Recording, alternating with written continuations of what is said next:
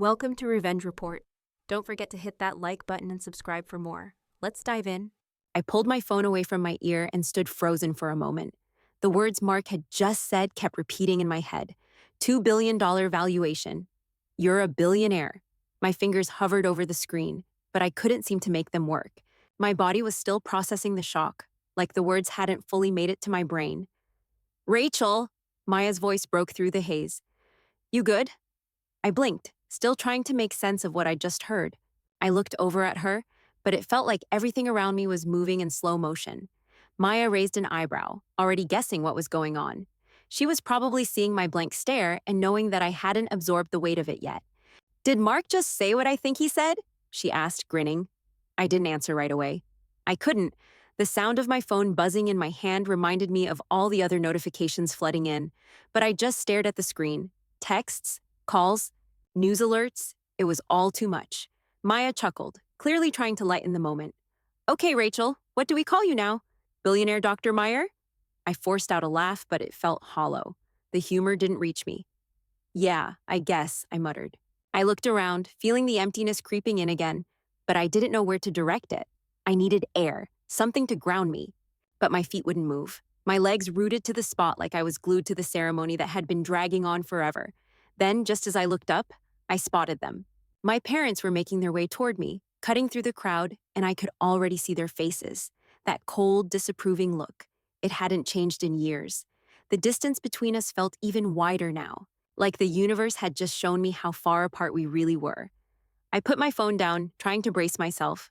My chest tightened. There was no pride in their expressions. No congratulations. Rachel, my dad said, his voice flat as he reached me first. His eyes flickered to my gown, then back to my face like he was unsure what to say. My mother hung back, eyes scanning the crowd nervously. I swallowed hard, forcing my gaze away from their faces. Hey! My voice felt strained. I wasn't sure why I said it like that. Maybe I was still waiting for something from them, something they'd never given me. So, you did it, huh? My dad's voice was gruff. There was no warmth there, just that detached observation. Yeah, I said, my lips barely moving. I did. My mother finally stepped closer, her hands clasped tightly together, like she was holding on to something for dear life. It's nice to see you here, Rachel. Her words felt like they were dragging, hesitant, like she was unsure of how to act in front of all these people. Or maybe it was just her discomfort with me, the person I'd become. I looked at her for a second. She was always so worried about appearances, about what others thought. I wanted to ask her if she was proud of me, but I knew better than to put that out there. It would be too much of a stretch. Before I could say anything else, my phone buzzed again. I glanced at it, then at Maya, who was still watching me closely. Maybe you should answer that, Maya suggested, voice soft. I nodded absently and picked up the phone again. It was Mark, calling back. Rachel, the numbers are just insane. I had to double-check everything. Your stake in EcoGen is worth over $500 million right now, and it's still climbing. I squeezed my eyes shut for a second. I couldn't wrap my head around this. I was still hearing the words echoing in my mind. $500 million. It felt like a number that didn't belong to me. My fingers tightened around the phone. My dad watched me. He didn't say anything, but the tension in his posture was obvious. It wasn't pride. It was confusion. I'll call you back, I said to Mark, quickly ending the call before he could rattle off more numbers. I didn't want to hear it right now. My mother glanced at the phone in my hand, eyes narrowing. That was about your company, wasn't it? She asked, her voice too tight. Yeah, I said, suddenly feeling the weight of her question. EcoGen's public now. It's worth over $2 billion. My dad's expression didn't change. He crossed his arms, a familiar defensive posture. That's so. That's impressive, I guess. His tone was dry, like he couldn't decide if he should congratulate me or act indifferent. I could feel the walls going up between us again, and it pissed me off. You guess? I couldn't stop myself from snapping. It's more than impressive. It's a big deal, Dad. For me, and for the company. My mom looked at me, almost apologetically, but her face was still set in that cautious mask. We never expected this. We thought you'd... She stopped herself, as if she realized she'd said too much. Her eyes darted to my dad, searching for his reaction. He was silent as always. I exhaled, trying to keep my frustration under control. I'm not what you thought I'd be, but I'm still me. They both fell quiet, the unspoken words between us heavy in the air. For a second, I could feel the sting of their disappointment settling in. It wasn't about the money, I realized. It was about the life they'd wanted for me that I'd never been able to give them. I rubbed my temple. I'm sorry, I cut myself off, not sure where to go next. I didn't want to apologize for this, for the success I'd worked for, but somehow it felt like I was apologizing for who I was.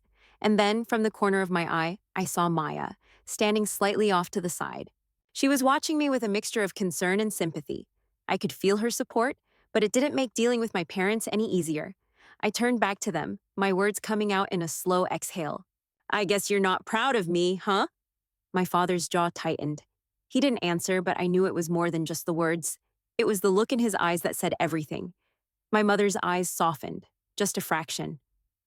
But it wasn't enough to bridge the distance. The tension hung heavy in the air as I stood there, phone in hand, trying to make sense of everything. My parents' silence was loud enough to drown out the distant chatter of the crowd around us. I could feel the weight of their eyes on me, but I couldn't bring myself to look at them again. Not yet. Not until I had a grip on what the hell was happening. My phone buzzed again, breaking the uncomfortable quiet. I didn't even have to look at the screen to know it was Anna from EcoGen. She'd been calling nonstop since the IPO news broke. Rachel, it's Anna. I need a moment. This is going to be big, she said, her voice sharp but controlled. I didn't hesitate. Put me on speaker. Sure thing, she said, and a second later, I heard her voice echoing through the air. We're getting swarmed, Rachel. It's all over the news now. News outlets are already calling you the youngest self-made billionaire in the environmental tech space. Anna continued, her words coming fast. They're running with the story of the IPO like wildfire. Everyone's looking for an angle. We need to get ahead of the narrative before the press starts digging into your personal life. You know how this goes. I rubbed my forehead, feeling the pulse of a headache start to build behind my eyes. The press, the fucking press. Billionaire. Was that who I was now? The idea felt so foreign to me, like I was still playing catch-up to something I didn't ask for. I glanced at my parents, who were seated next to me now, as if they'd been silently ushered into place. My mother was biting her lip, staring at me like she didn't recognize me. My father, on the other hand, had that same vacant look, disconnected, like he was trying to put the pieces together but couldn't. You need to brace yourself, Anna went on, oblivious to the tension between me and my parents. We've secured a massive contract with several major cities for sustainable energy solutions. It's a huge deal. It's going to take the company to the next level. A lump formed in my throat. I didn't even know what to say. The news kept coming in faster than I could process it. It was one thing to hear about it in theory, but another entirely to have it sink in while my parents sat there, not knowing how to react. My mother leaned in closer, her voice low and hesitant. This wasn't the plan, Rachel, she murmured, her eyes darting between me and the rest of the crowd. We thought you'd be here, but not like this. This wasn't how we pictured it.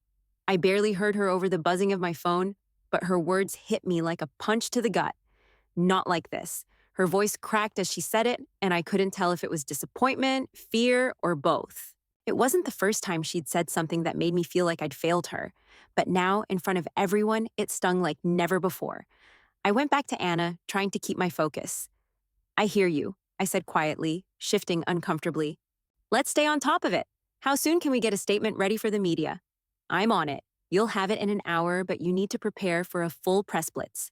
This is bigger than anything we've done, she said, her voice crackling with urgency. The company's value is skyrocketing.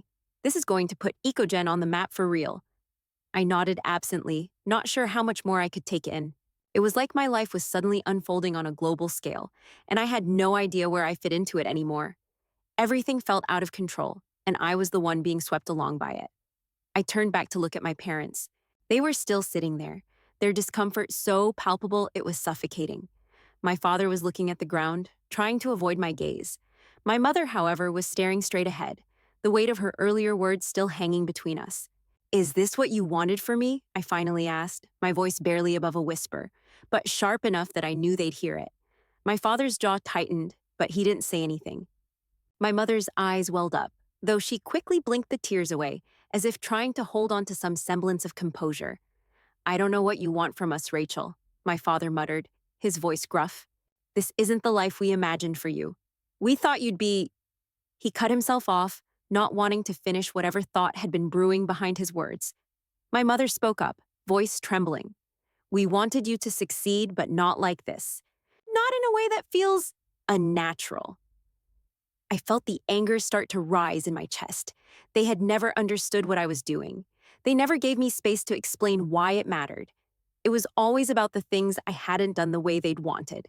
I pushed down the frustration and tried to keep my voice steady. I am succeeding, I said, my voice cutting through the silence. Just because it doesn't look the way you wanted doesn't mean it's wrong. I've worked my ass off to get here, and if you can't accept that, then I don't know what to tell you. They both sat there, their faces unreadable. My mother's lips quivered, but she didn't say anything more.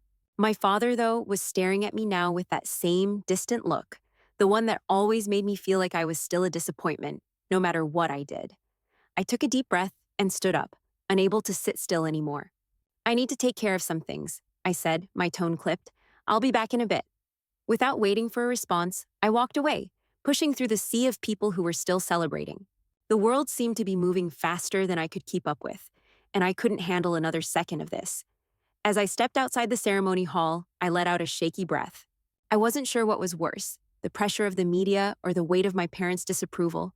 Either way, it felt like I was drowning. I stepped away from my parents, my mind still racing from the conversation. The press was still buzzing in the background, but I couldn't shake the feeling that I was walking a tightrope, teetering between success and alienation. My phone rang again, snapping me out of my thoughts. Mark, I muttered, answering quickly. What's going on? Rachel, you won't believe it, Mark said, his voice tinged with excitement. In less than an hour, Ecogen's stock price skyrocketed. We're over $2.5 billion now. This is insane. Your stake alone is worth, well, it's worth a hell of a lot. You're not just a billionaire anymore. This is next level. I stood still, my heart pounding. $2.5 billion. The number felt like it wasn't even attached to me. I couldn't even catch my breath. And it wasn't just the shock. It was everything. My parents, the press, this impossible success I had built while they stood by, clueless. Thanks, Mark, I said, my voice barely steady. I'll handle things here. I ended the call and stared at my phone for a second, trying to center myself. But when I looked back, I saw my parents watching me again, their eyes wide with disbelief. It was almost as if they were still trying to make sense of me, trying to figure out how the hell I had become this. I couldn't even bring myself to feel proud in that moment. I should have told you, I finally said, my voice low as I turned to face them again. I dropped my phone onto the seat beside me and pulled out my financials from the startup, scrolling through the documents. I've been helping out more than you know. They exchanged a look, my father still silent, my mother's expression a mix of confusion and something close to guilt. You've been helping? My father asked, his tone clipped. I nodded, feeling a strange weight in my chest. Yeah, for years. You know that hospital bill Mom had? The one you were struggling to pay? I covered it. I've been sending money for stuff you never even knew about. My dad's face flickered with something I couldn't quite identify. Shock, maybe. Or maybe just the hard realization that his daughter had been doing more than he ever gave her credit for. He started, his words trailing off. You've been doing that? Without telling us? Without you knowing, I said, pulling up a record of some of the larger transactions. I didn't want to make it feel like I was gloating or like I was trying to prove something to you, but I've been trying to help where I could. I turned to my mom then, her face unreadable. The money wasn't just about the company. I sent it for your bills, for family things. I thought you'd figure it out eventually. Her lips trembled as she stared at the screen in my hands. You did all of that? And we never knew? I didn't know how to respond. Part of me wanted to scream that maybe if they paid attention, they would have known. But I didn't. Instead, I just nodded. Yeah, I said quietly. I didn't want you to feel like a failure because you couldn't afford it. You were too proud, and I didn't want to make you feel worse. My dad's face shifted, and for the first time today, I saw something like a crack in the stoic exterior. He sat down, his hands gripping the edge of the chair, staring at the floor like he couldn't comprehend what I was saying. My mom, on the other hand, wasn't hiding her tears anymore. Her eyes welled up, and she sniffled, wiping her face quickly as if to push the emotion back down. We thought you were struggling, Rachel. We thought you were failing. All this time, we thought you were wasting your potential. The words hit me like a slap, but I didn't let them land. Not now, not here. I wasn't failing, I said, my voice steady. I was building something. I didn't need your approval to do it, and honestly, it hurt that you didn't see it. But now I guess you can see that I wasn't wasting time. Maya, who had been hovering nearby, nudged me, trying to shift the mood with her usual lightheartedness. Look at that. You're a billionaire now, Rach? What are you going to do with all that money? Buy a private island? I managed a small, tired smile, but it didn't last. Maya always had a way of lightening things, but today nothing was going to make me feel less heavy. The air between me and my parents was still thick with the weight of everything that had gone unsaid for years. Maybe just buy a few more solar panels first, I said, trying to make it sound casual. You know, build something with the money that actually matters. My mom looked at me, the regret in her eyes hardening into something softer. I didn't know, Rachel. I didn't know you were doing all of this. We didn't understand what you were trying to build. We thought you were throwing everything away. I took a deep breath, feeling a lump in my throat, but I forced it down. It wasn't what you wanted. It was what I wanted. And now, I've got something to show for it. Something you can be proud of. My dad sat back in his chair, still processing. The shock on his face hadn't quite faded, but there was something else behind his eyes now. Something I hadn't seen in years. Maybe it was pride. Maybe it was guilt. Maybe both. I don't know what to say, he muttered, still not looking at me. You don't have to say anything, I said, my voice steady despite the chaos in my head.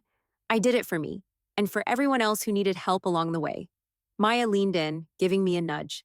And for the planet. Don't forget that part, billion-dollar girl. I rolled my eyes at her, but the corner of my mouth twitched up. Maya knew how to make me feel like myself again, even if just for a second. But the conversation with my parents was far from over, and I could feel the weight of it pressing on me, a constant reminder that success had a price. The crowd around us had started to thin out, but the energy was still electric. The press, which had been focused on the ceremony, was now zeroing in on the section where my parents and I were sitting. I could feel their eyes on me, hear the distant clicks of cameras, and I knew the moment was coming. It felt like everything had built to this tense, heavy moment when the world would finally see the cracks in the picture my parents and I had spent years trying to paint. I shifted uncomfortably in my seat, trying to ignore the sensation of being watched, but the buzz of the media drew closer. A few reporters stood off to the side, eyeing me like vultures waiting to swoop in. My mom's voice broke the silence, shaky but loud enough for everyone to hear. Rachel, you didn't trust us. You didn't tell us what you were doing all these years. You were hiding everything from us, thinking we wouldn't understand. I looked at her, stunned. Her words cut through the air, sharp and raw, and I could see the hurt behind them. But underneath that hurt, there was an unmistakable accusation. I didn't hide anything from you, I said, trying to keep my voice steady. I just didn't want to make it feel like I was rubbing your faces in it. I was building something. I didn't need your approval, and I didn't think you'd understand. That's the problem, Rachel, she shot back, her eyes starting to water. You've always acted like we wouldn't understand, like we couldn't be a part of your success. I looked down at the ground, my fists tightening in my lap. I couldn't explain it to her, not in this moment, not when everything felt so charged. The press was getting closer too, their presence like a storm closing in. My dad, who had been unusually quiet, finally spoke up. We didn't want you to feel like you had to do this on your own, he said, his voice cracking with something I couldn't place. We thought you'd come to us for help when you needed it. I shook my head. I did it on my own because I had to. Because every time I tried to show you what I was working on, you dismissed it. You didn't think it was important. The air was thick with tension, and as I glanced up, I saw the reporters moving in. A couple of them had cameras aimed directly at us, their eyes fixed on the unfolding drama. The moment felt like it was slipping away from me, like the world was about to watch my family implode on live television. I could feel the weight of it, how quickly everything could go from a personal conversation to a public spectacle. I stood up, trying to keep myself composed. This is not the time for this, I said, my voice sharp, though I tried to stay calm. We can talk about it later, but my mom wasn't having it. Later? After everything you've kept from us? After you become this? She gestured vaguely to the press, her voice rising. You're not even our daughter anymore. You're a media sensation. Her words stung, but I wasn't going to let this turn into an argument for the world to see. I could feel the eyes on me now, cameras focusing on every twitch, every word. The tension was unbearable, and I knew I needed to take control before this turned into something I'd never be able to undo. I turned toward the reporters, who were already closing in, their questions hanging in the air. I walked toward them, making it clear I was the one calling the shots here. The last thing I needed was my family's mess getting plastered across every news outlet. A reporter from one of the major outlets was the first to approach me. Dr. Meyer, congratulations on your incredible success. How does it feel to be the youngest self-made billionaire in the environmental tech industry? I took a deep breath, steadying myself. I wasn't going to let this moment define me based on my parents' turmoil. This was about EcoGen, about the work I'd put in, and I wasn't going to let them twist it into a family drama. It feels great, but what I'm really excited about is what EcoGen is doing for the environment, I said, meeting the reporter's gaze. We're providing sustainable energy solutions that will change the way cities operate. This is about making a real impact, reducing our carbon footprint, tackling climate change, and creating jobs in renewable energy. That's the mission. The reporter nodded eagerly, but before he could ask anything else, I added, I'd prefer to focus on that right now. There's a lot of exciting work ahead for EcoGen, and that's where my energy is, not on the personal side of things. I felt the weight of the reporter's gaze, but he didn't press. I could see the disappointment flicker in his eyes, but I wasn't going to let him turn this into a tabloid story. More reporters started to circle around, asking similar questions. How did you manage to keep such a low profile while building a multi-billion-dollar company? One asked. I kept focused on the work, I replied, keeping it simple. I didn't want the attention until I knew we were ready to make a difference. That's what matters to me. I wasn't lying. Sure, I'd been hiding from my parents' expectations for years, but the truth was that I'd been working towards something bigger. Something that mattered. I wasn't going to let them use my success as a weapon against me anymore. Eventually, the reporters seemed satisfied, though I could feel them lingering, eager for another angle. As they pulled away, I took a slow breath, turning back to my parents. They were both sitting silent now, but their eyes were following me, studying me in a way they hadn't before. I couldn't shake the feeling that this moment would be a turning point for all of us. Whether it healed us or tore us apart, I didn't know. But I was done letting them define who I was or who I should be. The reporters finally drifted away, but the tension between my parents and me hadn't lifted. The weight of everything hung in the air, thick and suffocating. I could feel their eyes on me as I walked toward a quieter part of the campus, away from the cameras and the noise. My steps were automatic, and I was only half aware of where I was going. I just needed space, away from the public, away from their questions, away from the feeling of being constantly under a microscope. I stopped when I found a small bench under a tree, the shade offering a brief moment of relief from the glaring sun. I sank onto it, trying to steady my breath. My mind was still racing, but there was a dull throb in my temples that reminded me of the weight of everything that had happened. I didn't have to look back to know my parents were following me. I could feel them standing a few feet behind, hesitant, unsure how to approach me. The silence stretched for what felt like forever before my father finally spoke. You did it, he said, his voice thick with something that wasn't quite pride. You really did it. I didn't respond at first. I was too tired to pretend, too tired to care whether they were proud or not. All I wanted now was to make sense of the past, to get past the years of them telling me what I was supposed to do and who I was supposed to be. My father sat beside me, his body stiff, but there was a vulnerability in his posture that I hadn't seen before. I don't understand it, Rachel, he admitted quietly. I don't get your work. I never did. But I'm proud of you. For this. The words landed like a quiet bomb. He'd never said anything close to that before. I looked at him, studying his face, trying to make sense of what he was saying. But it didn't feel like enough. Not after everything. You're proud? I asked, the words coming out sharper than I intended. Now? After everything? He didn't flinch. Yes, I'm proud. But I also feel like I missed something. I feel like I've been blind to it for years. I could feel the anger bubbling up, but I forced it back down. I wasn't going to fight with him again. Not today. Not when everything had just shifted, and I still had no idea where the pieces would land. I tried to show you, Dad, I said, keeping my voice even.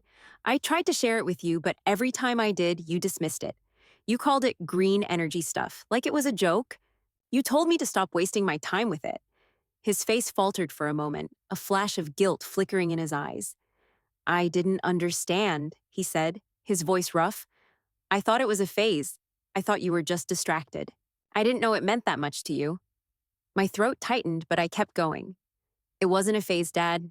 It was my life. It still is. I knew what I wanted to do. I knew what mattered. But you never gave me the chance to explain why. He stayed silent, his eyes on the ground. My mother, who had been standing off to the side, finally spoke up. Her voice cracked, thin with emotion. I'm sorry, Rachel, she said, her voice barely audible. I pushed you so hard. I wanted you to be successful in a way I could understand. I thought you needed a real job, something stable. I thought, she stopped, wiping her eyes quickly, her hands shaking. I thought you were throwing everything away. I stared at her, the words I'd wanted to say for years sitting on the tip of my tongue. But this was the moment for honesty, not anger. You pushed me so hard that you never saw what I was doing, I said, my voice calm but firm. You told me research was a waste of time. You asked me why I wasn't looking for a real job. Every time I talked about my work, it was like you just dismissed it, like you didn't want to hear it. My mother's shoulders shook, and I could see the pain in her eyes, but I didn't feel the release I thought I would. Her apology wasn't enough to undo all the years of rejection, all the times they'd tried to force me into their mold. It wasn't just about the money. It was about them never believing in me the way they should have. I never wanted you to feel like I was rejecting you, she whispered, her voice full of regret. I thought you were taking the easy way out. I thought the world wouldn't see it the way you did. I was wrong. I see that now. My dad finally looked up, his expression tired but softening. We were wrong, Rachel. We should have supported you from the start. I didn't know what to say to that. The apology felt like it was too late, like it couldn't undo the years of hurt. I had built a life without them, and that had to count for something. But it didn't change the fact that I had carried their disappointment for too long. I don't need your approval anymore, I said, my voice barely above a whisper. I've built something on my own, without it. My father nodded, his eyes still holding the weight of his regrets. I know you don't need it, but that doesn't mean I'm not proud of you now. I should have been proud a long time ago. There was a long silence, the weight of everything hanging between us. I couldn't tell if it was healing or just a shift in the way we saw each other. Maybe it was both. My mom reached out, her hand trembling as she placed it on my arm. I'm proud of you too, Rachel, she said, her voice barely a whisper. I don't know how to show it yet. I looked down at her hand, my chest tight, and finally nodded. I know, Mom. We sat there for a while, the three of us in that quiet space, the tension easing but not gone. It wasn't going to be fixed in a single conversation, but maybe, just maybe, it was a start. We sat in the silence for a few moments longer, the weight of the conversation still hanging thick in the air. My mom's hand was still on my arm, her fingers trembling slightly. My dad, on the other hand, had his gaze fixed on the ground, processing everything in his own way. I could tell they were still reeling from the realization that I had built something this big, something they had always dismissed. I was trying to figure out what to say next when my phone buzzed again. I glanced at the screen. It was Mark, and I felt a strange jolt of anxiety run through me. I had to keep it together. I had to show them the reality of what I'd built, even if it felt like the world was still spinning too fast around me. I answered quickly. Hey, Mark, what's up?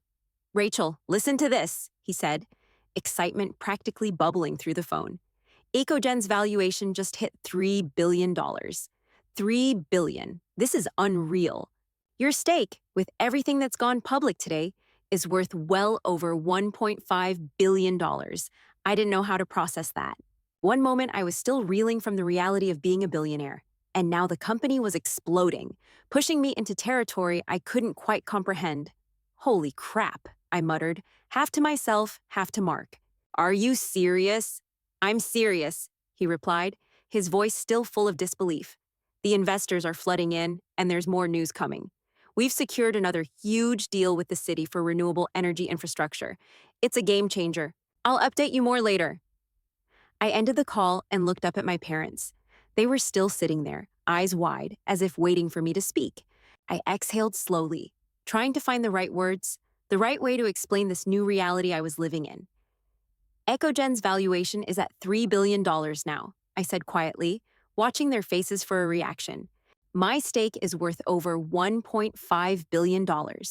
I paused, watching the shock settle over their faces. The contract with the city will provide sustainable energy solutions to several major metropolitan areas. It's going to change the way things are done on a massive scale. My father blinked, his mouth opening and closing as if trying to make sense of the number. That, that's insane, he finally muttered, still not quite processing the magnitude of what I was saying. My mother just stared at me, her lips pressed together in a thin line, her face a mixture of disbelief and awe. This is what you've been doing all these years? And we had no idea? I nodded, my voice calm but tinged with the exhaustion I was feeling. Yes, I've been telling you about it, but you didn't listen. And now, here we are. There was a long pause as they absorbed the information. The silence felt suffocating, but I wasn't about to sugarcoat anything. The work was real, and I wasn't going to hide behind any facade to make them feel better. We're also working on some game-changing green technologies, I added, knowing I had to keep pushing the message about the mission. EcoGen is helping cities reduce their carbon footprints, and we're collaborating with the government on large-scale renewable energy projects. It's more than just money. It's about real impact, real change. I watched as my father slowly leaned back in his chair, still trying to process everything. My mother, on the other hand, had tears in her eyes again, but they seemed to come from a place of understanding, maybe even regret. I don't know what to say, Rachel, my dad said finally, his voice hoarse.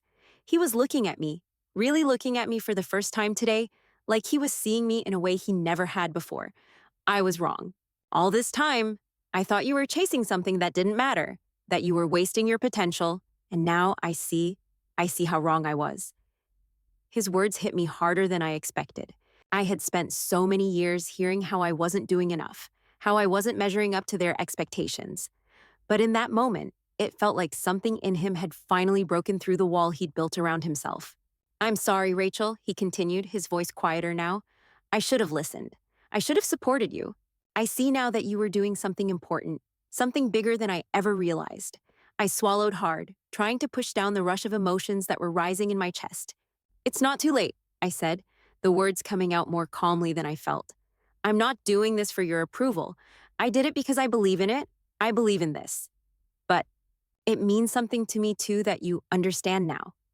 My mom sniffled softly, wiping her eyes again. I've always wanted you to be happy, Rachel. I didn't know how to see what you were doing. I was so focused on what I thought you should be doing. Yeah, I noticed that, I said, half smiling despite the tension. I spent a long time trying to prove something to you, and I guess I forgot to prove it to myself too. My father nodded, still looking at me with a mixture of awe and regret. We were wrong. You didn't need to prove anything to us. You were already proving it to the world. I couldn't hold it in anymore. It doesn't matter anymore, Dad. I did it. I've done it. I'm not who you wanted me to be. I'm who I needed to be. He sat in silence for a moment, his face showing the deep weight of what he had just realized. I know, he said softly. And I'm proud of you, Rachel. I just wish I'd seen it sooner. I met his gaze, my voice steady. You're seeing it now. We sat there for a while, the silence between us different this time, heavier but somehow more honest. They had seen the truth finally.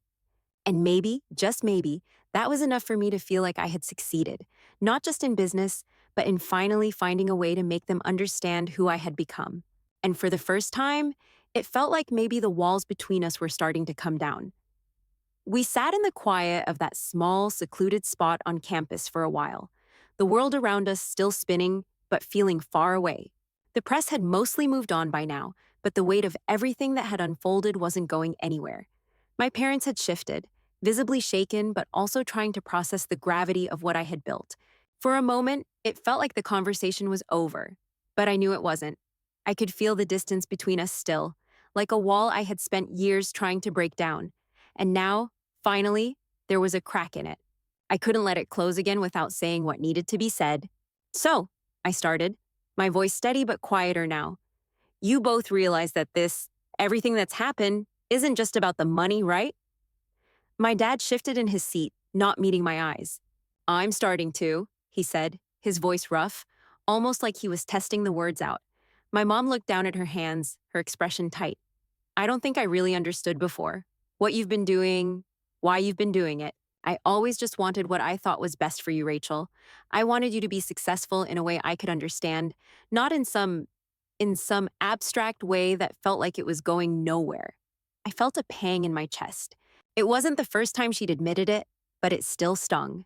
She had wanted the kind of success she could point to, the kind that came with clear markers, jobs with titles, promotions, visible achievements. EcoGen didn't fit that mold, and that had always been the problem. You never gave me a chance to show you, I said quietly. I tried, Mom. I tried to explain why it mattered, but it was always the same thing. You'd ask why I wasn't working at a real job, why I wasn't making something that looked like success to you. I couldn't make you see that my work was real. She looked up, and for the first time, I saw something else in her eyes, a deep, raw regret. I didn't know, Rachel. I didn't know how to see it. You were never just studying green energy. I thought you were wasting your potential, but I was wrong. I nodded, feeling the weight of the words settle in my chest. You weren't the only one, Mom. I spent years trying to prove myself to you, trying to make you see me, but I had to find my own way.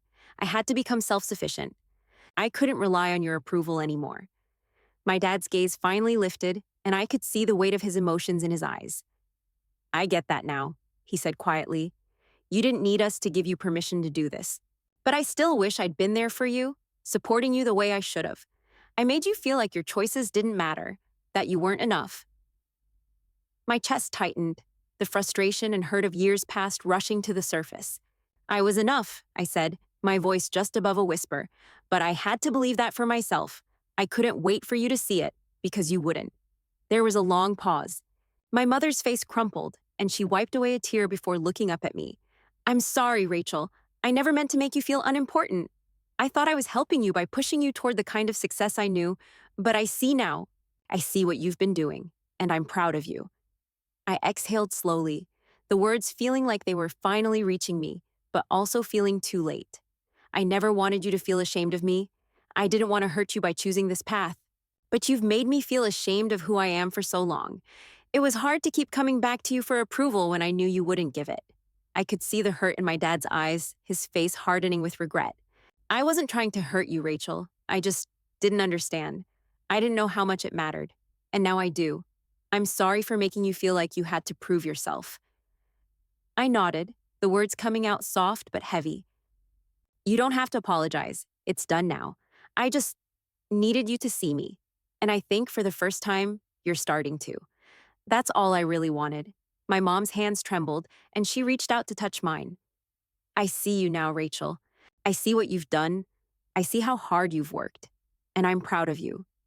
I swallowed hard, trying to keep my emotions in check. It means something, that you can finally see it. But it doesn't change the fact that we've been so far apart. I've learned to do this on my own. I'm not going to pretend that it didn't hurt, but I've built something that matters. For me.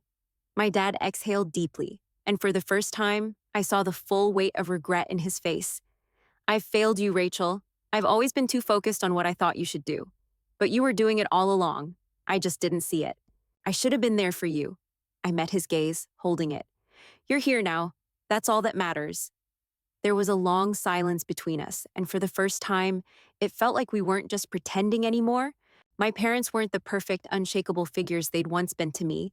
But in that moment, I realized that maybe that was okay. Maybe they didn't need to be perfect. They just needed to see me for who I was. I'm not going anywhere, Mom, Dad, I said, the words a little softer now. We can't undo the past, but maybe we can start again. And maybe, just maybe, we can bridge that distance. My dad reached for my hand, his grip strong but uncertain. We'll do whatever it takes to make it right, Rachel. I promise. And for the first time in years, I felt like the distance between us might finally be closing. The ceremony was finally over. The media had moved on, and the last few stragglers were filtering out of the stadium. The buzz had died down, leaving a strange, heavy silence behind it. I stood there, feeling the weight of the day still pressing on my chest, but there was something different now. A shift. My parents and I walked toward the exit, the crowd thinning around us. The air felt less charged, less tense. My mother kept glancing at me, her steps lighter than they had been earlier. I noticed she was no longer walking with that stiff, hesitant gait. Now, it was almost like she was trying to stay close to me, like she didn't want to miss a single moment. Dad was walking beside me, not saying much, but his hand brushed against mine, a quiet acknowledgement of the space we were starting to fill between us. We were all still figuring out how to be in each other's lives again, but the gap was closing, piece by piece. You know, my mom said after a while, her voice thoughtful. I never imagined this day would be so different. I glanced at her. Different how? Just everything? She laughed softly, almost nervously. I never thought I'd see you standing there, a PhD, a billionaire surrounded by reporters. It's a lot to take in, Rachel. I exhaled slowly, trying to find the right words. Yeah, it's a lot for me too. I'm just proud of you, she added, her voice quieter now. Proud of everything you've done, even if I didn't understand it before. I looked at her, feeling the sincerity behind her words. It wasn't enough to erase everything we'd been through, but it felt like a step in the right direction. I hadn't expected her to get it all at once, but hearing her say it, really say it, meant more than I could put into words. My dad cleared his throat, his voice low. I should have been proud of you a long time ago, Rachel. I'm sorry I didn't see it sooner. I nodded, not wanting to linger on old wounds. It's okay. We're here now. That's what matters. We walked in silence for a few more steps, my parents' hands brushing against mine as they flanked me on either side. The sun was starting to dip, casting long shadows across the campus, but the light felt different somehow, softer. I felt lighter too, despite the weight of everything that had happened. I guess this is a new beginning for all of us, my dad said, breaking the silence. I smiled, the corners of my lips lifting for the first time all day. Yeah, I think it is. We didn't need to say more. The unspoken understanding between us was enough. I was still grappling with the enormity of my success, still processing the fact that I had achieved more than I ever thought possible. But right now, it didn't matter. What mattered was that for the first time, I felt truly seen by my parents, and that meant everything. We walked together, a small but solid unit, and as we made our way toward the car, I knew that things had changed, not just for me, but for all of us. The rifts weren't healed completely, but they were patched up enough to give us a foundation to build on. Success and money mattered, sure, but more than that, it was the ability to communicate the value of my work, to be understood, that made the difference. It had taken years for that to click, but now I was starting to believe that the most valuable thing I had built wasn't just EcoGen, it was this, the fragile but real connection I had finally found with my parents. It wasn't perfect, but it was real. And for now, that was enough.